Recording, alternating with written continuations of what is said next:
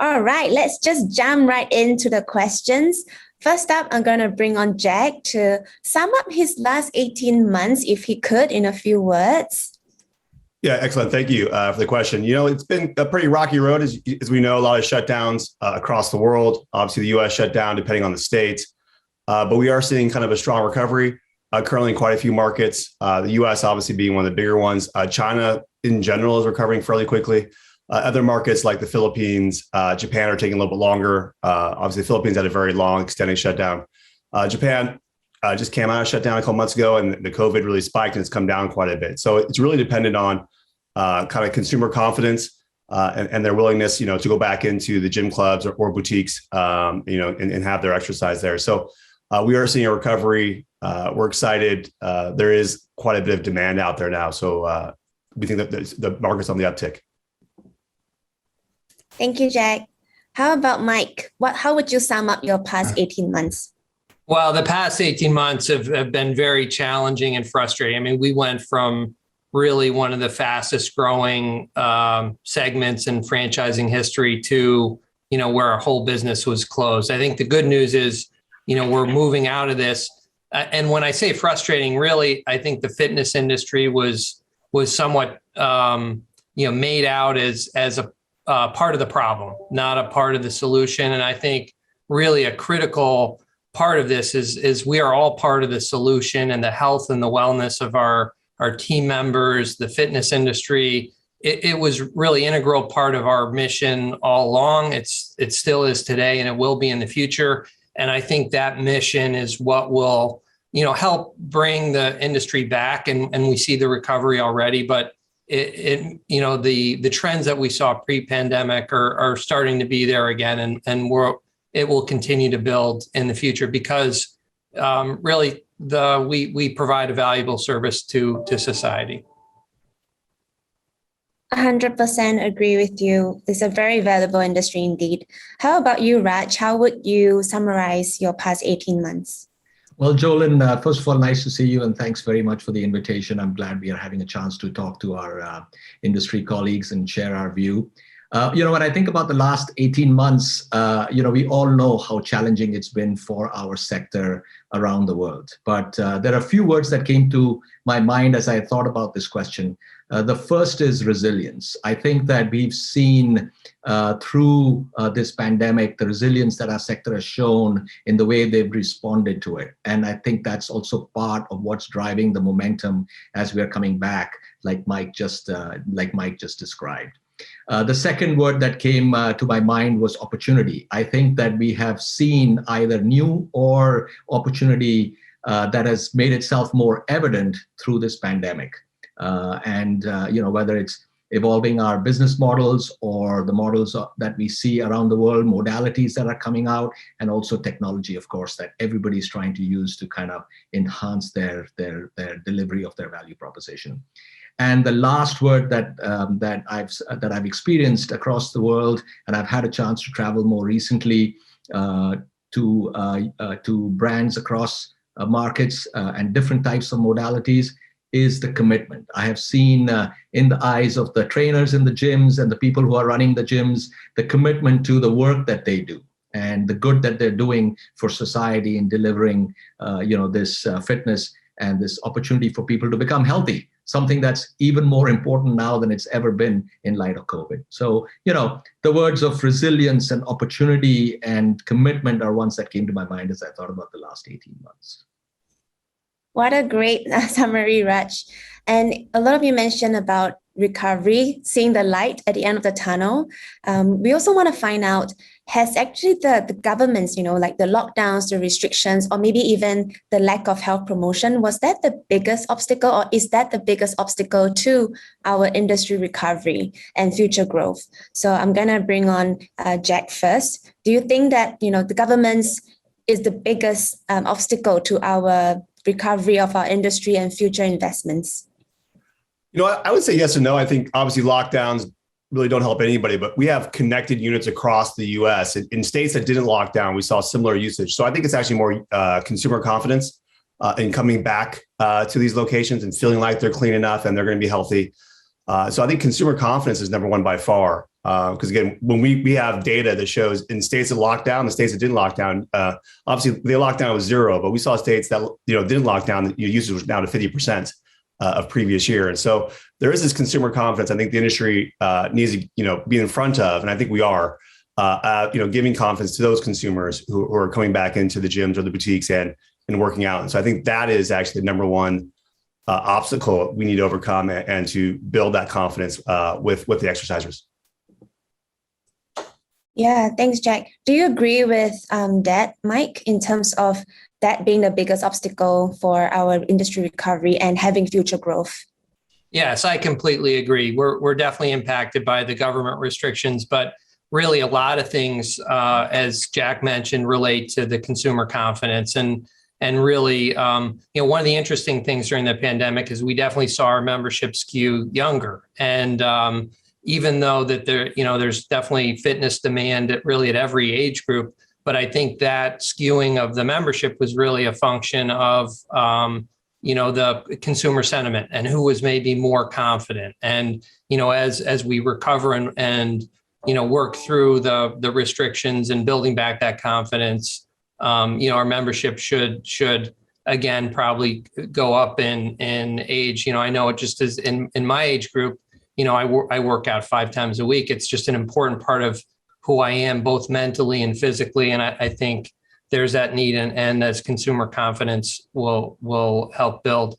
I also think that it reinforced really the core aspects of our business. And, a lot of times challenges make companies focus on what's really important. And, whether it's the coaches or the technology or the other things that we'll talk about. And I think that those restrictions and the consumer sentiment really giving us time to reflect and all focus on really what's important and what drives our business.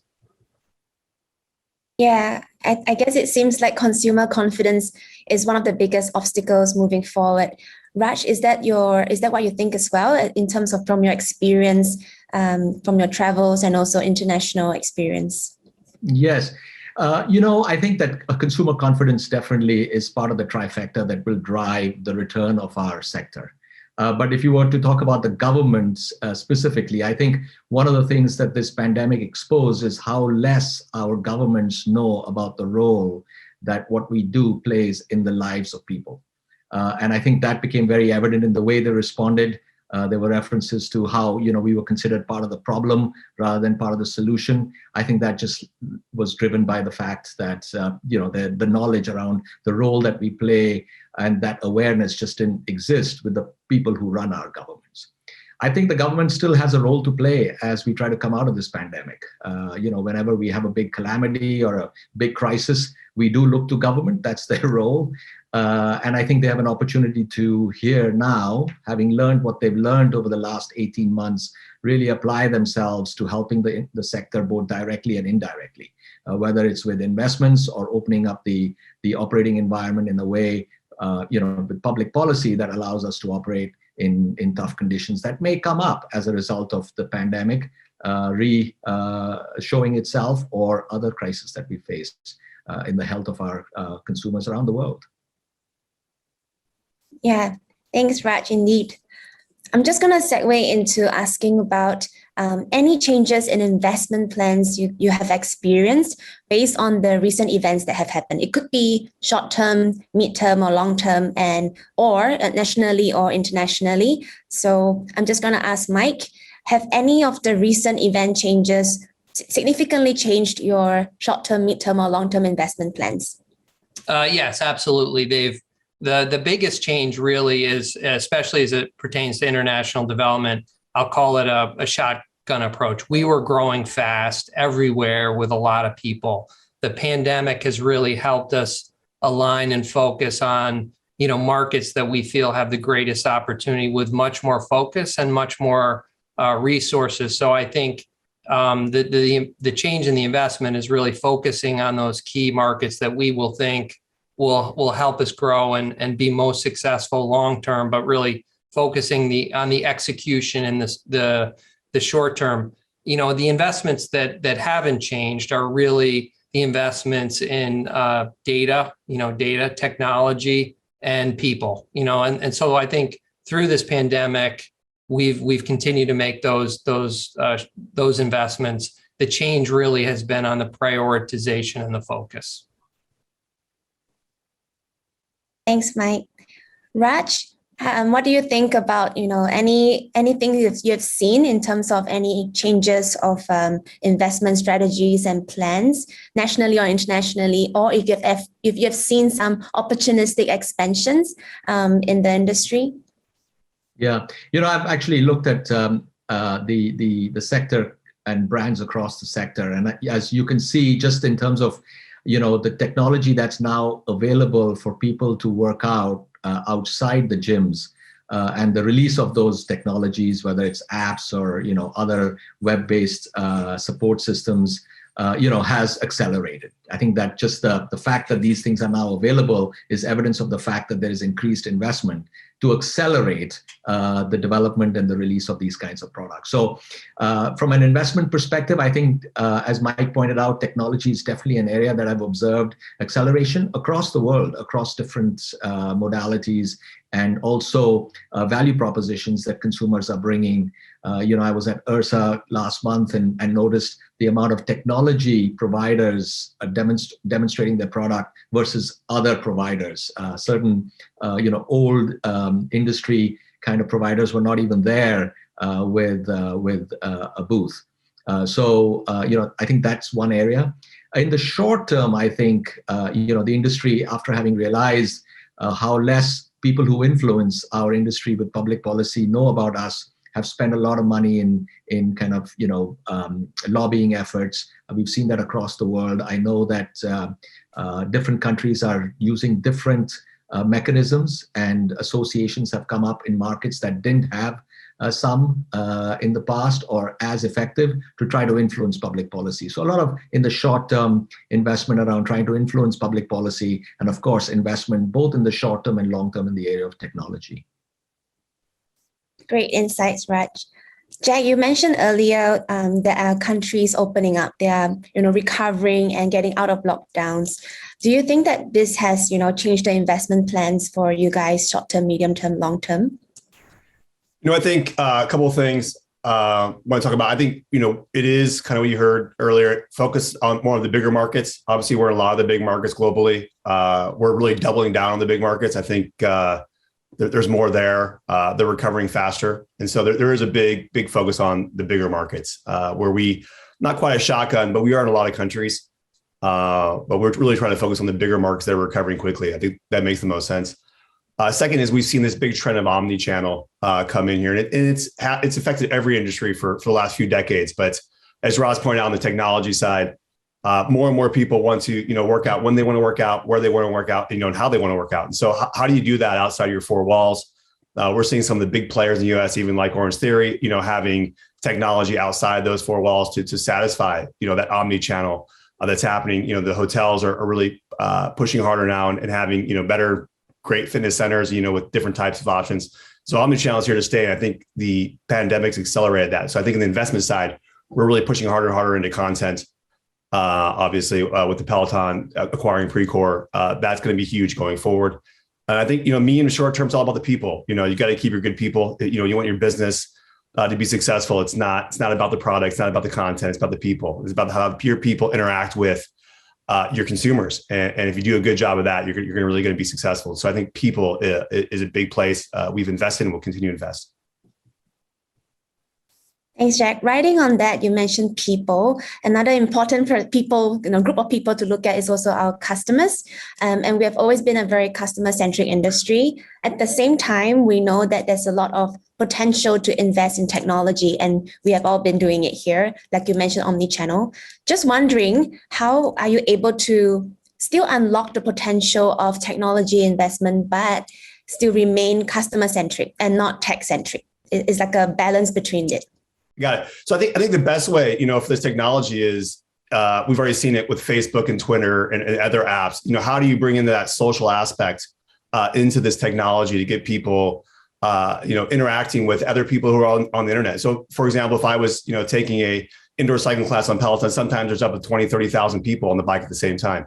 A really cool feature on there, you can high five people. So there's somebody below you or above you. You can give them a quick high five and hey, I'm on your tail. I'm gonna beat you. So how do you create that competition? How do you create that kind of social aspect with the technology? I think is very, very important. And that builds, in your four walls of your gym, your boutique, but it can build outside of that too. And again, that's that kind of virtual fitness technology. And then how do you bring the social aspect into that? I think that's very key. Is it some element of gamification, Jack? I think gamification is coming. I think it's more interaction. Like obviously, I'm in my garage working out on the Peloton bike. How do I interact with somebody in San Francisco or somebody in Boston? I give them a high five, or things like that you can see what they're doing and see what's happening live in real time. I think creates a more connected experience, and that's what we're talking about. We're talking about connected fitness, which I think is very important. Thanks, Jack. How about you, Mike? What do you say? Like, how would you strike that balance between, yes, investing in great technology, but also, having that personal experience for consumers? Yeah, the challenge of investing in the right technology, in any kind of consumer retail business is really a key question, because there's so many different technologies that we could implement. I think the key is data, and it's the investment in data and analytics, and really the personalization of the data to really understand, what technologies impact the member, and really the measurement of those things and improvement. So really that's one of the areas where Orangetheory has invested the most probably in the last couple of years, is really in that data layer, taking data from all different types of sources and really trying to use that to improve, the fitness product, to improve the marketing, to improve where we develop stores. And so when I think of that question of how do you deploy technology, I think it's really then falls back to that data and analytics, which drives the personalization. Are there any specific examples you can share in terms of the type of data or the right type of tech to invest in, or maybe what not to invest in and what not to focus on? I would say in the short term, it's just been the core product. It's, Orangetheory at the core is a fitness product. And so there are a lot of technologies that we've deployed in terms of connected fitness, but just bringing the data, I think, has showed us that it really comes back to the fitness product and people. And I think Jack may have mentioned this, the importance of people delivering a consistent, great product, and how, even though the tech is extremely important, the tech only works if the people work, and that's what drives the business. So it's interesting to me how the whole investment in tech and data has come full circle, really back to the importance of the fitness product and the people. Perfect. Thanks, Mike. Raj, I want to ask you on your observations about all this connected fitness, data, tech, and also balancing that personal touch. So what are your views on what to invest in terms of technology, and also how can we still remain a consumer-centric industry? Well, I'll just add to some of the comments that have been made. Being someone who's come out of the CPG industry, I learned very, very long ago, actually longer than I'd like to imagine, that you got to put the consumer at the center of everything. And, so being consumer centric is where you start. I think that, technology has evolved in all these years that I've been trying to be consumer centric in the way I approach delivering, making business happen, or delivering value propositions. And so, the technology has actually really helped to enable the delivery of these value propositions to the consumers. In the recent past, back to Mike's point, data is big, and the big data has become extremely important. And if you think about the experience that a member goes through in any gym that they go to, they are tracked from the time they enter to the time they leave, with the equipment that's already there, with the CRM data that tracks their entry and exit, their usage levels. The health assessment data is also tracked. So there is an ocean of data that actually brands can leverage to be able to understand their consumers, make better connections. It's all about relationships, as Jack just pointed out, and actually enhance those relationships, because it's through those relationships that they get to increase the usage. So I'd say that being consumer centric is a given. You can't be data oriented without being consumer centric. You can't apply technologies if you're not being consumer centric, because you're going to be not delivering what your value proposition is designed to deliver if you aren't thinking about the consumer first. Raj, have you seen adaptations of the data that you've collected and it, translating into localizing the experience for, different studios or different businesses internationally? That's where, the technology really helps. People are local. We are a global community.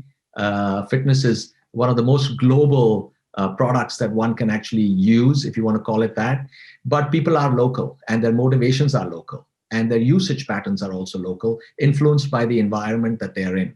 So I think that the localization, the advantage of having this and having it across markets, like many of the brands represented here have, is that they can actually aggregate and analyze and then respond using that data to their consumers on a global level, applying learnings across markets. But then also, because of the strength of technology and AI in delivering delivering the service and using technology to deliver that service, get as local as possible, to the point of identifying that consumer at the gym at the time that they're at in any market around the world.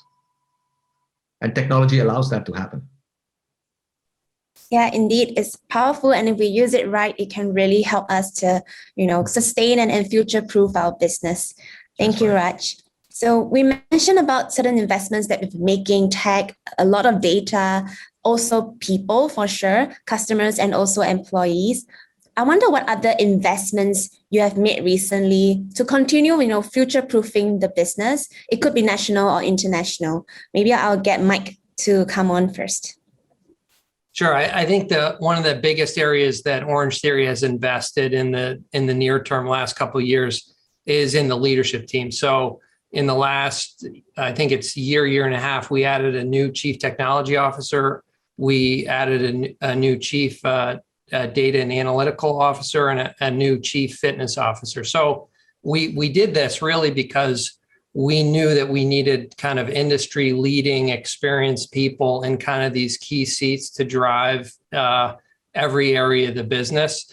And so I think that it's starting with that investment people, because that's how we define the strategy and the implementation. The other, I think, really, really important investment that we're making, and I've seen different industries do this the same, is that to get consistent data, to get consistent member experience, you have to have a consistent, what I would call a data stack, or hardware infrastructure, hardware, software, in all of your locations that allow you to roll up the data, real time and consistently.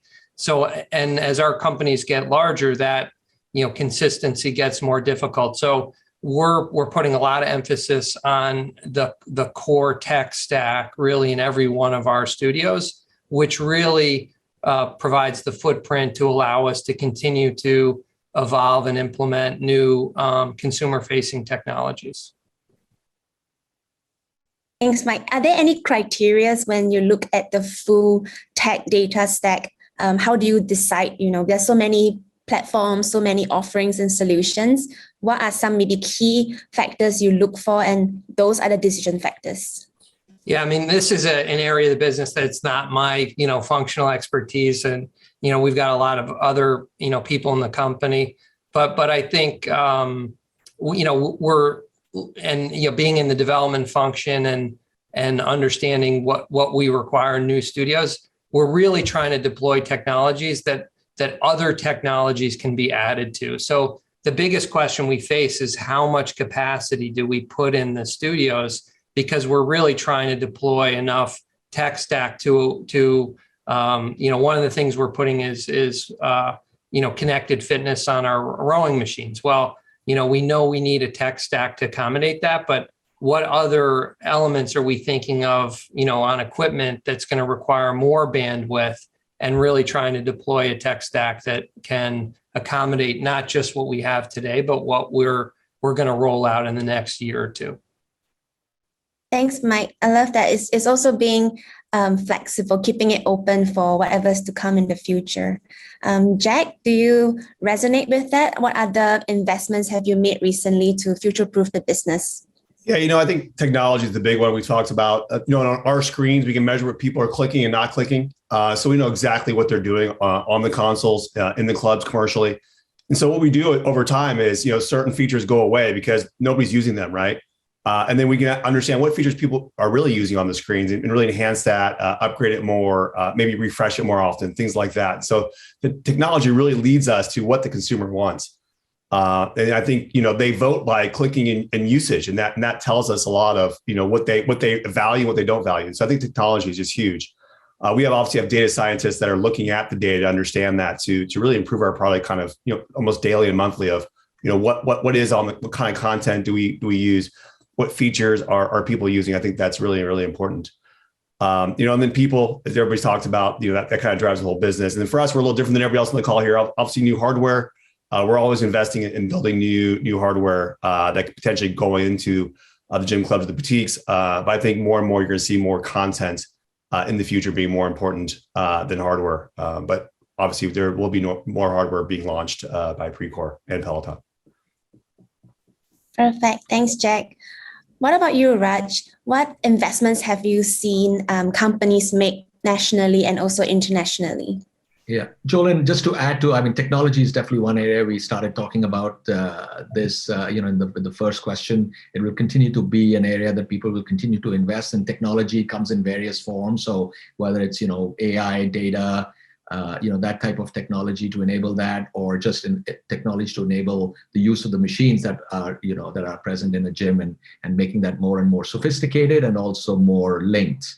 So I think technology will continue to remain an area that would be a place for investment. I think one of the other areas we should be considering, and I've seen it happened initially as the pandemic started, is the area of safety.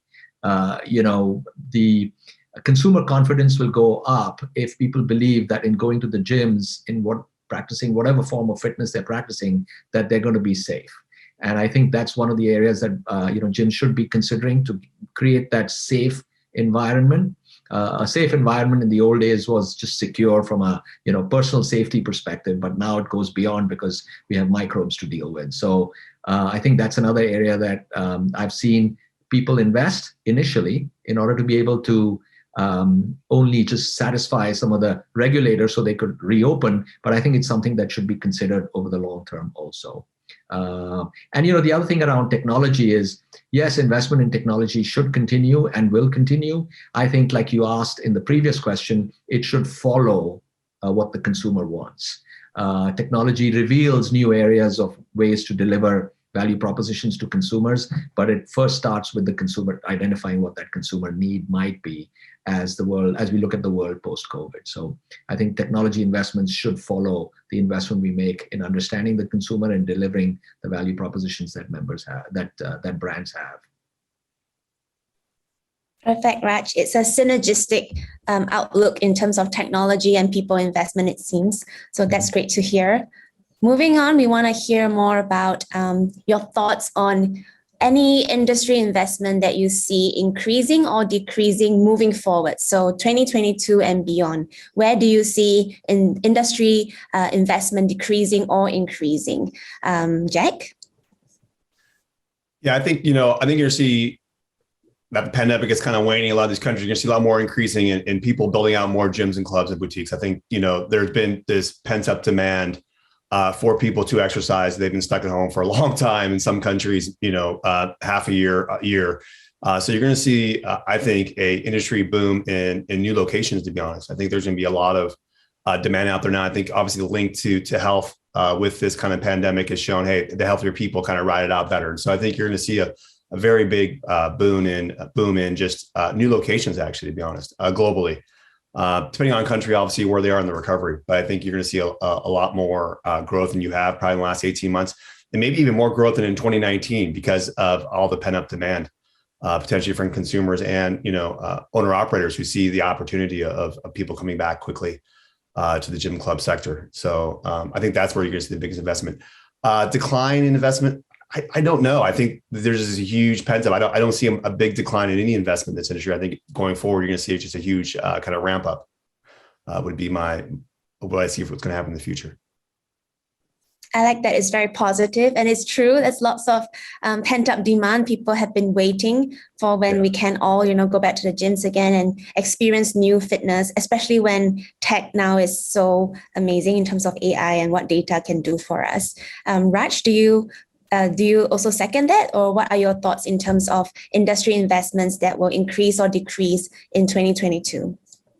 Well, I think that the health and fitness arena is set to grow. I think that the attention brought to it with the pandemic, both positive and negative, has been good. I think that there are so many markets where penetration levels are below 10%, and even in the developed markets, it's only about 25% at the most. So if you compare it with other products that people consume during their day, whether it's a product or a service, penetration levels are significantly higher, 75, 80, 90%. And so I think there's a lot of room for growth. This pent-up demand is going to come not only from consumers who previously went to gyms and now need to go back, but also new people coming into this sector in terms of users. So yes, there will be new modalities being created. Fitness is also evolving. The technology side of fitness is evolving. The hybrid form of fitness is evolving. So I think we will see new modalities come out and new ways to deliver fitness, similar to what you see in categories that are, very well developed. So that's one. So I would just second what Jack just said.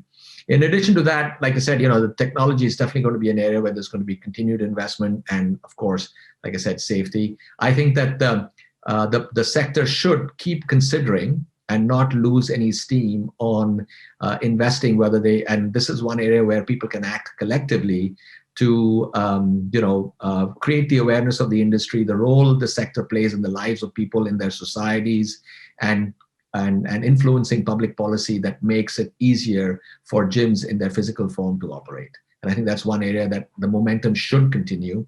And this obviously will happen more at a local level, but I think brands can come together and try to drive that through their associations or collectively as a group.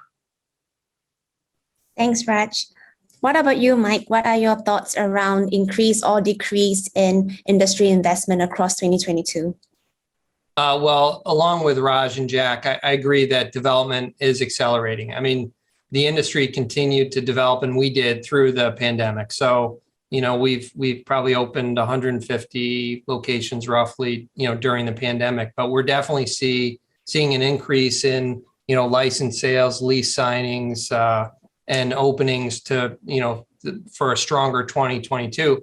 The headwinds, though, that I think are new for the industry are the inflation and the supply chain issues. So that development and that pent-up demand is now kind of being tempered a little bit with some newer challenges that we just have to navigate.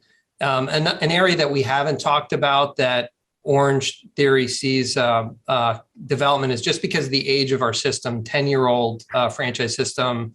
We have a lot of studios that need to be refreshed with new equipment, remodeled, and in some cases relocated, because at the end of the day, it's about servicing the needs of our members and our consumers. So, being in the right position in a trade area, being the right size, having the right equipment. So I think just along with new investments, it's the effort to make sure that our existing base is competitive, clean, up to date, and meets the needs of the members. Thank you, Mike. We mentioned a lot about a lot of things are increasing, lots of content, lots of data, tech, and also lots of new locations booming. I'm also wondering, in terms of content direction and investing in content strategy, I'm going to bring on Jack. I wonder what your thoughts are around gamifications or perhaps like digital wallets within the existing products that you have. Would you see that investments increasing or decreasing in that area? Yeah, I think for us, it's all about, going forward, a lot of it's content, right? How do you differentiate yourself in this sector at being a fitness equipment supplier? is content, and you have to have the best content. I think that also goes with music. As I found out in my experience, having great music and great content, and a great instructor really brings it all together if you're going to be, working out virtually or outside of those four walls. And so I just see acceleration of, investment in content. I think that's what people want. You think about 5-6 years ago, there was Netflix, this is your virtual, this is where you watch your movies in the US. Well, 5-6 years later, now there's 10, 12, 15 options. It's amazing. Just the explosion of content and really in the US, people cutting the cord, the cable, and just all they have is Hulu Live or they have Netflix. And so I think content is king. It always has been. And I think maybe the gym club industry is a little behind on that, but I think now through the pandemic, we've seen just a massive acceleration of content that people can consume wherever they want to consume it. And again, Orangetheory has shown that, having their virtual content, taking classes at your home. And so I think you're going to see more and more people trying to figure out how to have that content. Either going to build themselves, it's very expensive to do, but they're going to start partnering with people. So even in the US, we're seeing people partnering with certain providers of content to bring that, add more experience, for their members and give more value to their membership. So I think content's here to stay. I think you'll see it's a massive acceleration in the next 2 or 3 years of people getting in better content and better connection with their customers wherever they're at. Thanks, Jack. Mike, as Jack mentioned you just now, I wanted to ask, in terms of content strategy, is there a direction that you're going towards? Any themes that you are going to develop in the coming years? I mean, absolutely. Jack mentioned, music and the coaching, and those are really two key areas that we're putting a lot of emphasis just because they impact the member experience. But, we need to meet the member where the member is. And in many cases, they're in our studio. In some cases, they're not. Or, how do we get someone in a fitness routine that's 5 days a week instead of 2 days a week? And I think it's not just more members, it's more use of the product. And to get more use, we have to have like a broader range of products that cater to that member, whether it's, stretching or other, different types of fitness products. And so I think as an industry, there's huge demand in getting, more people engaged in fitness, but there's this other lever, which is really just increasing the use of the product. And that's where we really need to collectively work, and Orangetheory is on expanding the content because we're trying to make a larger impact on the membership, and the more impact we can make, the more value we're going to have as a brand. Thanks, Mike. Raj, I wonder if you resonate with their thoughts, and also have you been inspired by other industries, like retail or F&B, and you've seen investments they have made and how they can relate back to our industry? I want to pick on something that Mike said that I really like, which he said, our role is to engage the consumers in fitness. So that's really what we do. We educate the consumers about the importance of health. We then guide them, and then we engage them to hold on to them for the long term, right? That is the role of our sector. So I think, content is definitely something that is going to help. Content is becoming available. Jack and his company are doing great with content. I see new content in different channels every day. I was doing a stretching routine with a Peloton trainer on my return flight from Europe on Delta Airlines, and I was very impressed by that. And I loved just the way it was done and the length and just the simplicity with which it was done. So I think content is always going to be there. But if only 20% on average, not even 20%, I think it's less than 10% of people around the world, and I'm keeping a global perspective, are involved in fitness, even though their awareness of their health is higher than that, it's not as high as it should be. And if you're going to deliver there and guide them both in their home and outside their home, in addition to content, we also need to have the operations to be able to deliver that value proposition when they do come to the gyms. So I think it's a combination of both content and operations. And then finally, yes, we're doing a good job, and we're doing good as an industry or as a sector, but it's also a business. And so I think brands are going to have to think about their revenue models as they think about generating the revenues and the profits that they need to make a business out of this noble task that we are all involved in. And so I think it's going to be a combination of content, the ability for us to deliver the content digitally, which is becoming easier and easier. People are excelling at it, but then also bringing them that same experience in an offline environment, i.e. in the gyms with operations, and then making sure that the combination of the two is able to deliver a revenue model that helps it make it a business. Thank you, Raj. I am going to segue into a reflection question. So in reflection of the past 18 months, I wonder what lessons have you learned? It could be the good, the bad, or even the ugly. So 1 second to think about it, and I'm bringing Mike on. What are your reflections on the past 18 months?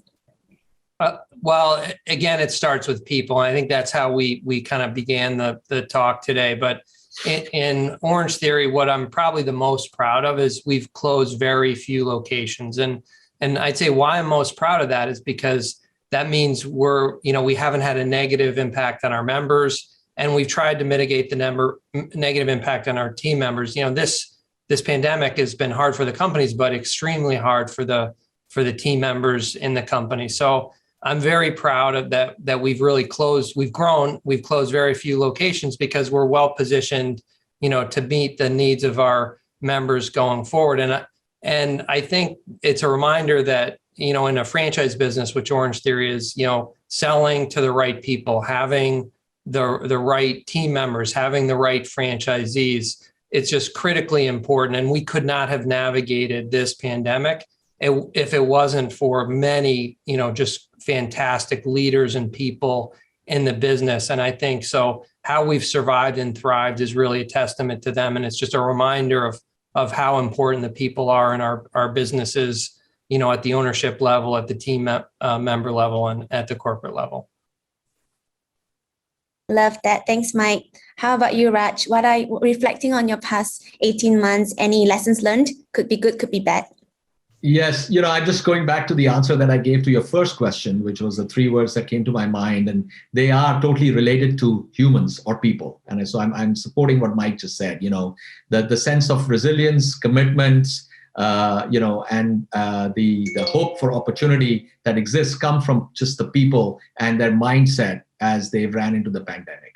And I think so people have always, and I've seen this across brands around the world, and even talking to franchisees and also talking to, members in gyms around their commitment to their franchisee partner in their own town and to the gym itself. So I think that sense of commitment has been something that's driven it, and it's been the people who have been driving it. The products that we've been delivering have become secondary to that, although we've had to make some changes in the way we deliver that product to adapt to this hybrid situation. So also the other things that I've learned about the pandemic, and it's kind of really just been a stark reminder, is things that that it takes to be successful in business around the world, developing an affinity for your markets and your consumers. I think number one, this pandemic was global. The impact was global, but there was also local impact on local consumers everywhere around the world. So affinity is another one that was a lesson learned and a reminder. Flexibility, the ability to be able to act quickly in markets around the world. I think we've seen it in brands that have been able to act, that have been able to avoid closures. Orangetheory sounds like one of them, and others who haven't been able to react fast enough. And have had to be in the sad state of actually permanently closing. So I think that ability to be flexible and agile is another thing that's come out. And the point that I made earlier on, it's shown us how much resilience our sector has to a pandemic, and the people that have driven that with their commitment to make us successful. I think we are poised for more growth as we come out of this pandemic, and hopefully 2022 will be a year where we all realize that growth. Great lessons. Thanks, Raj. How about you, Jack? What are some of the key lessons you have learned in the past 18 months? Sorry. And there's a couple. I think we've seen it globally. I think Raj hit this earlier, was just the connection to government and government's understanding, that we actually are part of the solution, not the problem. I think in the U.S. we saw lots of state kind of fitness communities in California and Texas, other places lobbying their state governments to keep their businesses open. I don't think anybody ever imagined the government would be shutting down businesses, 18, 20 months ago. That it was just shocking. And it's maybe not something we could have anticipated, right? This is, a once in a century global pandemic. But I think going forward, in Asia also, just the lack of understanding of the value of fitness, the role it plays in society. I think the governments don't understand that. And I think it also shows in the US in the bailout, like the fitness industry did not get any money, where the airline industry has got billions and billions of dollars, right? And other industries got billions and billions of dollars. And so it's quite sad and maybe we have to take it upon ourselves to build these committees and lobbying these governments and have them understand the power of fitness.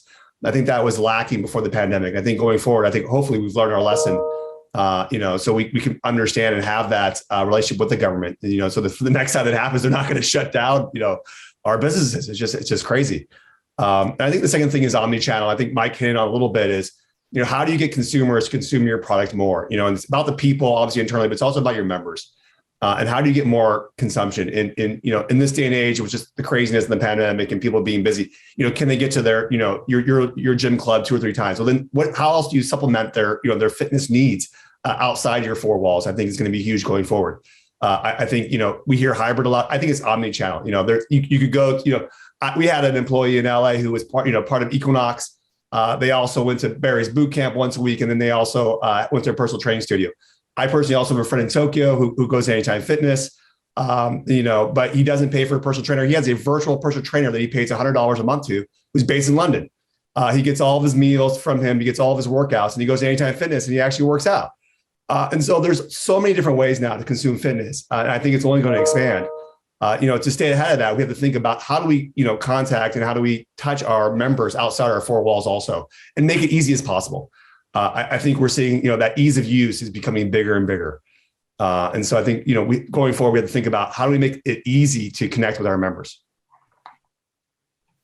Thank you, Jack. There's lots of positivity there and lots of things to look forward to. We are coming to the end of the panel. There's so much things that we have actually discussed about in terms of business and investments. I have one final question for each of you, and that would be just a 10-second answer each of what's your personal mantra moving forward into 2022. Mental health, wellness is something we talk about a lot, and I'm sure as business leaders, you have your own little tips and tricks. So I'm just going to start things off with Raj. Any mantra that you have in 10 seconds moving into 2022? I'm going to take more than 10 seconds because I just wanted to commend Jack on his optimism, saying that this is once in a century pandemic. I'm glad it happened early in the century, so we have something to look forward for the next 80 years. That's going to be positive. But, my mantra has been enjoy the day one day at a time. While you prepare for the future, make sure you make the best of every day. And I think we've seen that during the pandemic, people trying to do the best they can on that day. And so I think my mantra is, enjoy the day every day at a time. Thanks, Raj. How about you, Mike? Well, my 2 sons, I have 2 sons that went through high school, and they had a slogan in their high school was mena sana corpore sana, and I probably butchered the Latin, but it just means sound mind and a sound body. And so I think what I think about is the long-term prospects of this industry are bright, because those things are extremely important, not just to the physical well-being, but also the mental health of the society. And we have a chance as an industry to make a huge impact on that. And so that's what I think about. Amazing. Thanks, Mike. How about you, Jack? Yeah, there's a kind of famous tagline that Peloton says all the time is together we go far, right? So, how do we stick together as an industry and as a people in this, trying to impact people's lives? I think together we go far. So how do we stick together and keep building our businesses and fitness as a whole? I think the last thing we talk about too is a lot of rational optimism. How do we stay rationally optimistic about this industry through these really tough times and not get down, and really start coming out of this and being positive about the industry and, getting back to what we do best is, helping people, live the lives they desire. And so I think that's important. Perfect. Thanks, Jack. So we do see a lot of positive outlook and a lot more investments to be made in 2022, way beyond COVID. So we look forward to that. Thank you so much, everyone, for tuning into this panel. And thank you, speakers, for sharing so candidly and also sharing all your examples. We hope you hop over to the other panel sessions and also listen to the other speakers. Lots more to learn, lots more to get inspired, and do connect with each other. Until we see each other again, do stay safe, have fun, and think up your next mantra for 2022. Bye, guys. Welcome to the smartest 1-hour workout. Orangetheory Fitness is a science-backed, technology-tracked, coach-inspired group workout that gives you more results, more energy, more confidence, so you can get more out of life. It's heart rate-based interval training designed to produce results from the inside out. Every workout is designed to include cardio intervals on the treadmill to build endurance, strength, and power, with bike or strider options for those who need them. We use rowers, which are low impact, to put power in the body by working over 80% of your muscles. And the floor exercises add strength to the inner body stabilizer muscles and the outer muscles that move you. The goal is to get your heart rate in the orange zone for 12 or more minutes in order to supercharge your metabolism and burn fat and calories for up to 36 hours post-workout. We believe that you cannot improve what you do not measure, which is why our heart rate monitoring technology allows you to track your results in real time. It also helps our coaches see if you're overtraining or undertraining. Our highly trained and certified coaches are there to encourage you and help you perform exercises safely and effectively. If you have any kind of injury or issue, they can provide options for every single exercise and movement to ensure everyone is successful at Orangetheory. Our workout is designed for all fitness levels. We have a walker, jogger, and a runner category, so you can set your own pace and push yourself to be the very best version of you. After each workout, you will also receive a detailed report to track your results and progress over time. Because what you do in here helps you live more life out there.